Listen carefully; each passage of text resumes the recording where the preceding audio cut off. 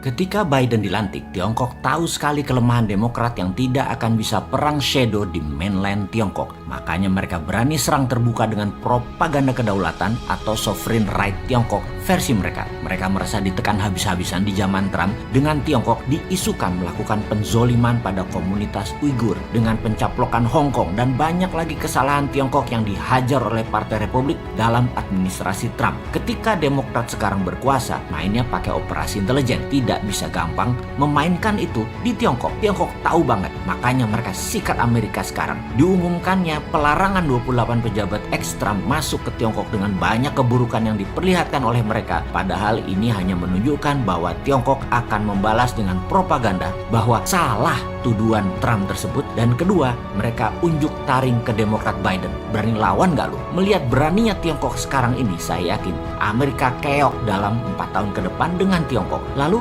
Indonesia bagaimana? Kita saat ini miring ke Tiongkok dalam hal menerima investasi Tiongkok di tanah air yang menyedot sumber daya alam mineral Indonesia. Secara akunting, emang negara untung? Ya enggak lah, mana buktinya? Lihat APBN tuh, ada nggak untungnya dari kehadiran Tiongkok di Indonesia yang menyedot sumber daya alam mineral tersebut? Mengapa? Gini loh dagangnya, saya urai ya. Urusan main mineral walaupun skala garasian lumayan lah. 25 tahun saya sudah berdagang hal seperti itu. Jadi kita melihat dari dua kacamata, sebagai penghasil mineral atau sebagai penjual mineral. Ini penting, karena kalau Anda sebagai penjual mineral, kadar kandungan mineral Anda harus tinggi supaya dijual dengan harga tinggi. Yang kedua, yang geblek adalah harga internasional yang kita anut. Ingat, kata geblek akan saya ulang-ulangi ke depan ya, biar seru gitu loh. Di sisi lain, sekarang Anda adalah pembeli mineral. Benar, Anda ingin kandungan mineralnya besar, namun Anda ingin beli dengan harga kandungan mineralnya kecil. Paham? Belum paham? Saya lanjut ya. Begini misalnya, kandungan nikel, Anda penjual nikel ore atau mentahan atau masih dari alam, belum diproses, katakanlah dari tanah kandungan Anda per ton ada 500 gram nikel. Ini hanya contoh ya, for the sake of discussion ya. Maka sebagai pembeli Anda ingin kandungan nikelnya besar, betul ya? Namun itu bukan mental pedagang. Pedagang akan bilang, kita tes ya kandungannya. Nah, alat tes tadi yang ada di seluruh lab komersial dunia itu rendah sensitivitasnya. Jadi dibacanya paling 400 gram nikel, padahal bisa 700 gram aslinya nanti setelah diproses. Ini kita tahu banget. Jadi pinternya semua itu dimainkan di alat dan disertifikasi.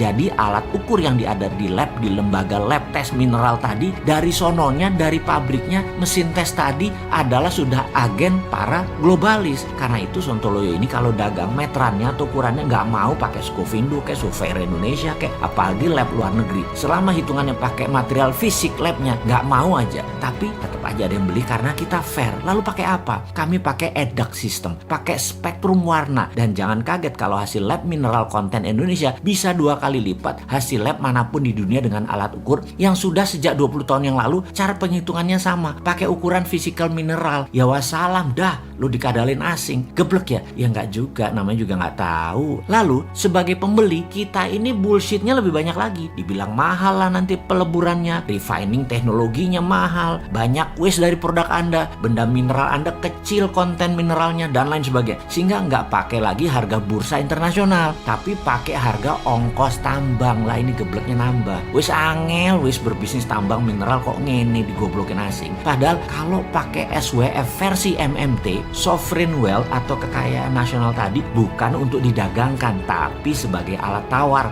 atau sebagai underlying cetak uang. Sekarang SWF jadi lembaga loh, lembaga hutang berbasis perusahaan. Dan ini super lucu, maaf ya, boleh bilang geblok lagi nggak ya? Maklum, SWF-nya niru ide Bosman, tetapi hanya namanya saja yang ditiru. Actionnya mah jauh beda langit dan bumi. Yang sekarang berbasis hutangan, yang memang jago hutang sih, memang ya jago hutang ya otaknya hutang. Yang satu yang kita yang MMT berbasis aset nasional yang tidak diperdagangkan tapi dijaminkan sebagai underlying. Kesimpulan, dalam mengelola sumber daya alam nasional yang milik rakyat ini sesuai Undang-Undang 45 pasal 33 yang menurut saya salah kaprah, selalu menuruti negara besar yang punya GBHN sangat baik atas pencaplokan sumber daya alam negara lain. Dan ini harus ditangani oleh Menteri Peperangan. Ini adalah warfare, masuk kategori perang, bukannya masuk ranah perdagangan. Kalau bernegaranya sadar akan ke NKRI-an garis lurus loh ya ini ya, bukan menambah banyaknya pejabat diam seperti saat ini yang banyak lupa kalau kita punya wakil presiden.